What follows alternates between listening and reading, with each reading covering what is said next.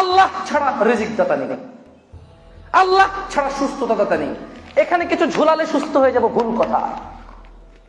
আল্লাহ যদি কাউকে পাগল করে দেয়, আল্লাহ যদি কাউকে মাতাল করে দেয়, কোন মুসিবত দিয়ে ওকে পরীক্ষা করতে চায়, এই তাবিজ কি জিন ঠেকাবে? এই তাবিজ কি মুশকিল ঠেকাবে?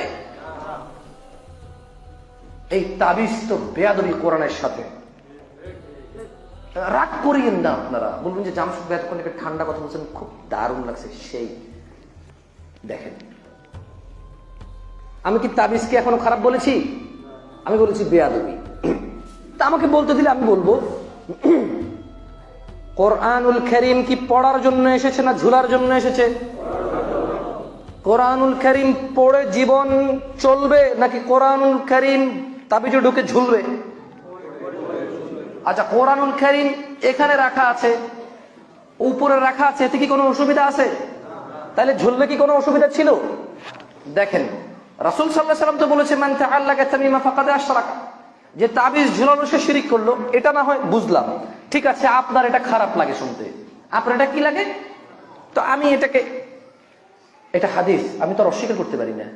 এটাই আমার আকীদা, এটাই আমার আকীদা, যে কোরআন মানুষ পড়বে, সে অনুযায়ী চলবে, আল্লাহ শিফা দেবে, আল্লাহ রক্ষা করবে, আল্লাহ জান্নাত দেবে ইনশাআল্লাহ।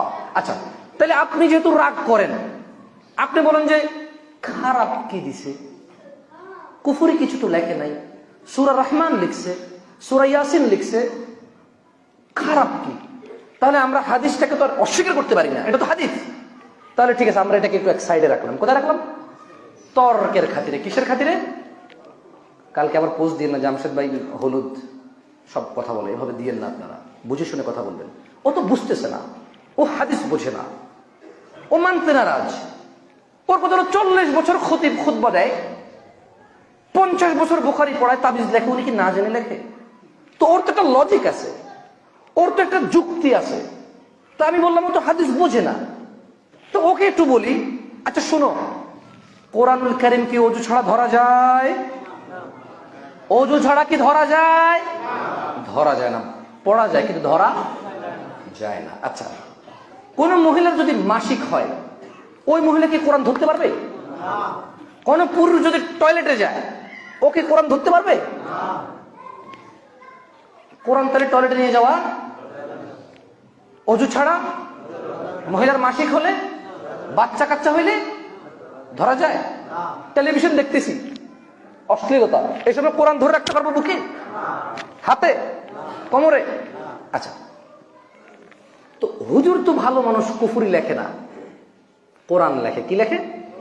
দেখেন, আমি কি তাবিজকে খারাপ বলছি? আমি তো বললাম যে আপনি যেহেতু বোঝেন না, ঠিক আছে, আমি ওই তর্কে গেলাম না, হাদিস তো আপনি বোঝেন না। আচ্ছা, আপনি হাদিস বোঝেন, এটা জাল হাদিস, এটা ওহাবি হাদিস, ঠিক আছে, তাহলে আমরা হাদিস নিয়ে আর কথাই বললাম না, যেহেতু এটা আপনার কাজের না, যেহেতু হাদিস এটা আপনার কাজের না, এটা আপনার কাজে আসে না, এটা আপনার মতো না, এটা আপনার মনের সাথে যায় না, এটা আপনার বুঝে আসে না, তাহলে এটা তো বাদ। এটা কি? এটা কি আর আছে? তাইলে আমার জন্য স্টিল আছে, কিন্তু আপনার জন্য তো এটা নাই, যেহেতু এটা কাজে আসে না।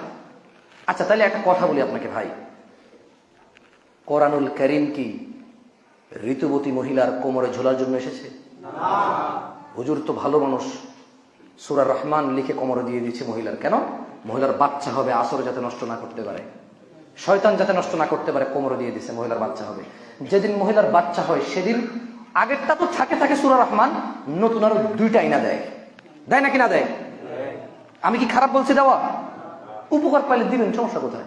আচ্ছা, একটা প্রশ্ন করি আপনাদেরকে, আল্লাহর এই কোরআন, আল্লাহর এই কথা পাহাড় নিতে চাই নাই। কে নিতে চাই নাই? পাহাড় নিতে চাই নাই। আপনি মানুষ, আমি মানুষ, আমরা নিয়েছি। তিনি আমাদের জন্য এটা বৈধ করেছেন পড়ার যে কোনো সময়, কিন্তু ধরার জন্য পবিত্রতার একটা শর্ত দিয়েছেন।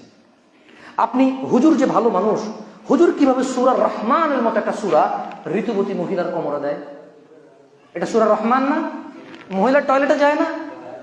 আপনি আপনার স্ত্রী সহবাস করেন না? তো সূরা রহমানটা কোথায় বলেন তো?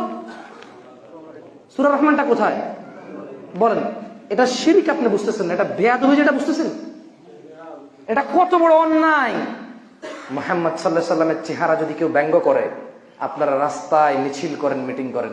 আমি কি বলেছি ভুল করেন বা আমি জানি না আসলে আপনারা কি করেন, প্রত্যেকের একটা লজিক আছে, দরকার নাই তো।